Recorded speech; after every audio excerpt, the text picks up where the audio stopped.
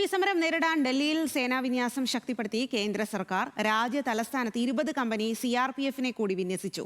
പ്രക്ഷോഭം നേരിടാൻ ആഭ്യന്തര മന്ത്രാലയത്തിലെ അഡീഷണൽ സെക്രട്ടറിയെ കേന്ദ്രം ചുമതലപ്പെടുത്തി. വിശദാംശങ്ങളുമായി ശരത് ലാലാണ് ഡൽഹിയിൽ നിന്നും ചേരുന്നത്. ശരത് ലാൽ, എന്തായാലും ഈ ഒരു പ്രക്ഷോഭത്തെ നേരിടാൻ വേണ്ടിയിട്ടുള്ള കൂടുതൽ നടപടികളിലേക്ക് ഇപ്പോൾ കേന്ദ്ര സർക്കാർ കടക്കുകയാണ് എന്നുള്ളതാണ്. അപ്പോൾ എന്താണ് ഇപ്പോൾ ഉണ്ടായിരിക്കുന്ന നീക്കം?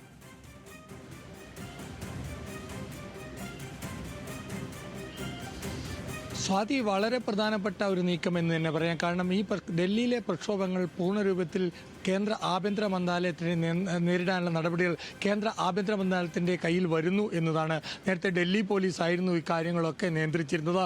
ഇപ്പോൾ കേന്ദ്ര ആഭ്യന്തര മന്ത്രാലയത്തിൽ അഡീഷണൽ സെക്രട്ടറി തന്നെ എന്ന ഉയർന്ന IAS ഉദ്യോഗസ്ഥനെ ഇപ്പോൾ ചുമതല നൽകിയിരിക്കുന്നു. കൂടാതെ 20 കമ്പനി CRPF-നെ കൂടി തന്നെ ഇപ്പോൾ ഹരിയാനയിലെ ജിൻഡാലിൽ നിന്ന് ഡൽഹിയിൽ എത്തിച്ചിരിക്കുകയാണ്. അപ്പോൾ സ്വാഭാവികമായിട്ട് തന്നെ നേരത്തെ തന്നെ 30 കമ്പനി CRP-യെ നേരത്തെ നിയോഗിച്ചിരുന്നു. ഇന്നലെ ഈ ഈ 30 കമ്പനി CRP കൊൽക്കത്തയിൽ നിന്ന് വിമാനമാർഗം ഡൽഹിയിലെത്തിക്കുകയും ജന്തർ മന്ദിറിൽ വിന്യസിക്കുകയും ചെയ്തു. അതിനുശേഷമാണ് ഇപ്പോൾ CRPF-ന്റെ 20 കമ്പനികൾ കൂടി മൊത്തത്തിൽ ഡൽഹിയിൽ എത്തിച്ചിരിക്കുന്നത്. ഡൽഹിയിലുള്ള 120 കമ്പനി സുരക്ഷാ സേനകൾക്ക് പുറമെയാണ് ഇതെന്നുകൂടി നമ്മൾ ഓർക്കണം.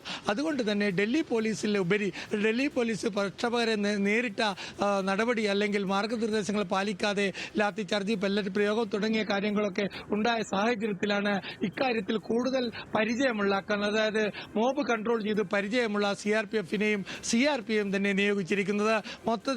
ഇതിന്റെ മൊത്തത്തിലുള്ള ചുമതല ഒരു അഡീഷണൽ സെക്രട്ടറിക്കും കേന്ദ്ര മുതിർന്ന IAS ഉദ്യോഗസ്ഥനും നൽകുന്നു.